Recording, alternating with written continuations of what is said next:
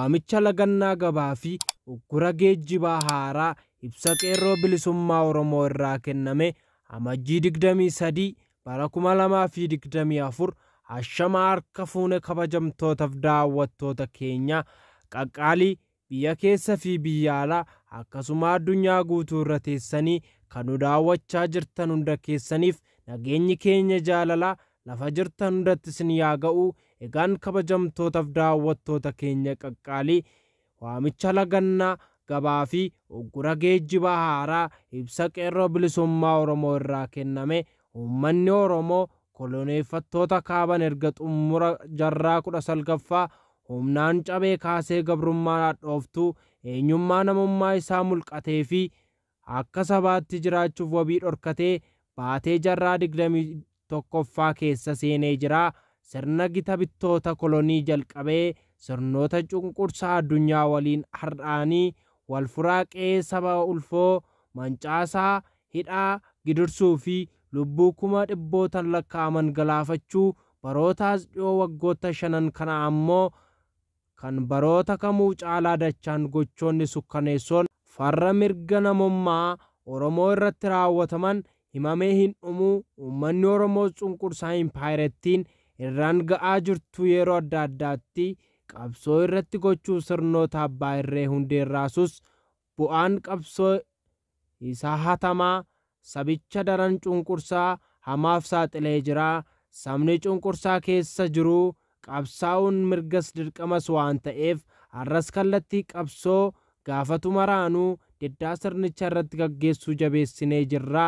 Sirni bilchiginnaa Abiy Ahmed mataa itti ta'ee kan maqaa Oromoo dhaatu uummata Oromoo irratti meeshaalee ammayyaa diroonii, moortara, Sius-23, BM fi kan kana fakkaatan fayyadamee duguggaa sanyii raawwachaa jira. Keessayyuu duguggaa sanyii meeshaa nama maleeyyii dirooniin raawwatamu ganda tokko guutuu qe'ee gaddaa taasisuun uummanni Oromoo bilchiginnaa jalatti hireen isaa du'a, hidhaa, saamamuu fi gudeeddamuu fi biyya irraa godaanuu ta'ee jira. Sirni uummata Oromoo bakka bu'aa jedhu Oromoo qe'ee isaatti jeequun bira darbee ilmaan Oromoo olloota isaa fi biyyoota baqaa keessatti nagaa akka hin arganneef bakka cufaatti lola hin dhaamne banuun bakka qubannaa dhaabsiisaa jira. Kunis haala ittiin ilmaan Oromoo sababa bilchiginnaa Oromootu aangoo irra jira jedhamuun impaayirettii keessatti ajjeefamanii fi sababa waliigaltee dhimma ulaa galaanaa biyya baqaa Sumaaleelaandii keessatti ajjeechaa akkasumas saamichaa fi reebicha gaggeeffamaa jiru ragaadha. Kanuma bu'uura godhachuudhaan qeerroon bilisummaa Oromoo qabsoo uummanni Oromoo badiinsa irraa of baraaruuf taasisaa jiruu fi duula duguggaa sanyii irratti agaaggamee fashaleessuuf taasisaa jiru cinaa dhaabbachuun ga'ee fi birmannaa isaa baratamaa taasisuuf diddaa uummata bifa haaraan gaggeessuuf jalqabee jira. Diddaa uummataa bifa haaraan amajjii 3 bara 2024 kan eegale yoo ta'u marsaa sana injifannoon goolabuun gidduutti uummata boqachiisuuf marsaa biroo bifa qindaa'aa fi murna bilchiginnaa hundeerraasuu danda'u tolfachuu dhufeera. Lagannaa gabaa fi uggura geejjibaa marsaa kanaan amajjii 28 bara 2024 dilbata galgalaa sa'a 12 irraa eegalee hanga labsiin ugguraa kun ka'utti ibsa ba'utti kan gaggeeffamu ta'a.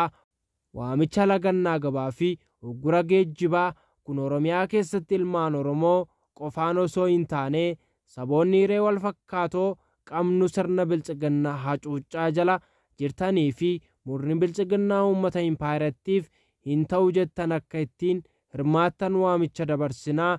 Labsa kanaan daandiin Oromiyaa keessaa cufaadha.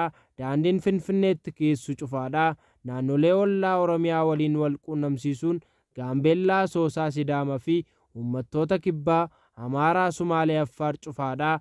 Daandiin Mooyyaalee Keeniyaa geessu cufaadha. Sochiin konkolaataa doddoqqee fi bajaajii dhorkaadha. Hojiin mootummaa hin jiru. Manni barumsaa cufaadha. Baankiin cufaadha. Gabaan hin jiraatu. Dukkaanni yookaan shoobbiin cufaadha. Mallattoo diddaa adda addaa fayyadamuudhaan harka wal qaxxaamursuun qabsoo itti fufuu agarsiisuu fi huccuu gurraacha uffachuu jajjabeeffamaa.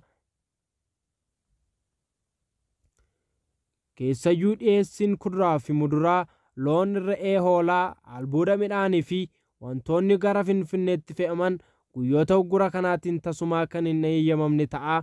Wantoonni hayyama qaban ambulaansii dhukkubsataa fi deessuu geejjiban kan waraana hin feene fi hojii ramadamanii qofa tajaajila kennuu danda'u.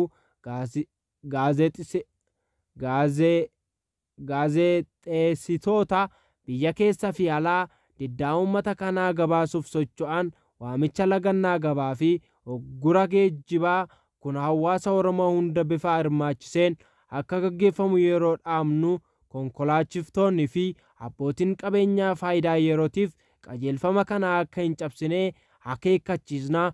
Qeerroon bilisummaa Oromoo naamusa qabsoo diddaa uummataa qabaachuu qabduun masakamtanii diddaa sirnichaa irratti cimsitanii akka finiinsitan koreen qeerroo bilisummaa Oromoo dhaammannaa. Uummanni keenya callisuutti xumura gochuu qabaa. Callisuun maal na dhibdee fi nama biroo eeggachuun ni ga'a. Dhiigni Oromoo akka hin dhangalaane, lafeen akka hin cabne, lubbuun namootaa kuma dhibbootaa akka hin bannee fi kuma dhibbootaan akka hidhaatti hin guuramneef har'a kaanee falmachuu qabna. Sirna garboomsaa irraa bilisummaan tolaa yookiin gaaffii dhiyeessuun hin argamu. Falli jiru falmachuu diduu, mormuu, bulchiinsa gabroomsaa diiguu fi kan kana fakkaatanidha. Kana ta'uu beeknee wantoota siyaasa, waraana fi diinagdee bilchiginnaa laaffisuun dhiibbaa inni uummata nagaa irratti raawwatu xiqqeessuu kamuu raawwachuuf kutannoo cimaa agarsiisutu nu irra jira. Kana yoo goone qofa uummata keenyaaf wabii taanee gaafatamaa fi seenaa jalaa ba'uu dandeenya. Diddaa uummata bilisummaa dhugaaf injifannoon uummata Oromoo fi uummattoota cunqurfamoof qeerroo bilisummaa Oromoo amajjii 23 bara 2024 Finfinnee, Oromiyaa.